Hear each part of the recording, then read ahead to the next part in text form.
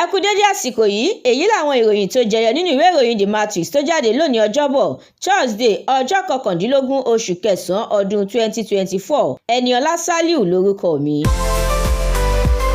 Wàhálà láàrin àjọ EFCC àti Yahaya Bello lórí ẹ̀sùn bílíọ̀nù lọ́nà 100 náírà tó lù ní pọ́npọ́n ń tẹ̀síwájú o. Lábẹ́ rẹ̀, èyí ni òkodoro nípa bí wọn kò ṣe fún àwọn òṣìṣẹ́ àjọ EFCC láàyè láti mú Yahaya Bello ní ilé ìjọba ìpínlẹ̀ Kogi. Tí ohunkóhun bá ṣẹlẹ̀ sí Yahaya Bello, àjọ EFCC ní kẹ́ ẹ mú.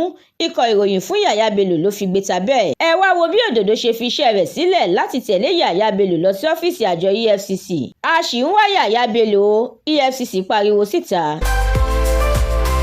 Bí ètò ìdìbò ìpínlẹ̀ Edo ṣe ń kọlẹ̀kùn gbọ̀ngbọ̀n, àjọ INEC àti àwọn òṣìṣẹ́ aláàbò gbogbo ti wà ní ìmúrasílẹ̀ o. Lábẹ́ rẹ̀, ìbẹ̀rù pé ó ṣeé ṣe kí mọ̀kàrúrú ìbò wáyé ti gbalẹ̀ kan.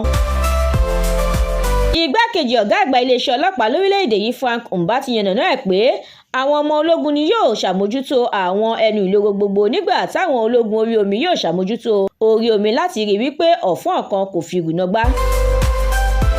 Ilé-iṣẹ́ aládàáni tí kò bá tẹ̀lé ìlànà sísan ẹgbẹ̀rún lọ́nà 70 náírà ìyẹn 70,000 naira gẹ́gẹ́ bí owó oṣù tó kéré jùlọ fún àwọn òṣìṣẹ́ yóò fi ẹ̀wọ̀n jura. Àwa ò sọ fún àwọn ọmọ ológun lórílẹ̀‐èdè Nàìjíríà tó jẹ́ ẹ̀yà Ìgbò pé kí wọ́n kọ̀wé fiṣẹ́ sílẹ̀ o. Ẹgbẹ́ tó ń jà fún ìfìdímúlẹ̀ orílẹ̀‐èdè Biafra ló pariwo síta bẹ́ẹ̀. Ìjọba àpapọ̀ ti ṣe ìfilọ́lẹ̀ iṣẹ́ ìwádìí lórí ìṣẹ̀lẹ̀ ilẹ̀ mímì ní ìlú Àbújá. Lateef Fagbemi sọ̀rọ̀, ó ní àwọn olóṣèlú tó ń fi ojú orílẹ̀‐èdè Nàìjíríà gbolẹ̀ kò yẹ ní ipò aṣáájú rárá. Ààrẹ tẹ́lẹ̀ lórílẹ̀‐èdè yìí Abdulsalam Abubakar ti fi àìdùnnú rẹ̀ hàn sí bí ebi ṣe gbilẹ̀ sí lórílẹ̀‐èdè yìí àti bí ọrọ̀ ajé ṣe ń fojoojúmọ́ rẹ̀yìn. Ìròyìn eré ìdárayá.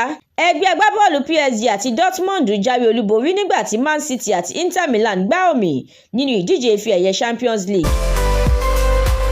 Ọ̀pọ̀lọpọ̀ ìròyìn lẹ́ ó jẹ́ láǹfààní láti ní ìwé ìròyìn The Matrix bó ṣe ń jáde lójoojúmọ́. Tí ẹ bá darapọ̀ lórí Facebook, Instagram, TikTok, YouTube àti X. Àdúrà Mọ́mi Balógun ló ṣe ògbùfọ̀ ìròyìn yìí. Ẹniọlá Sálíù lórúkọ mi.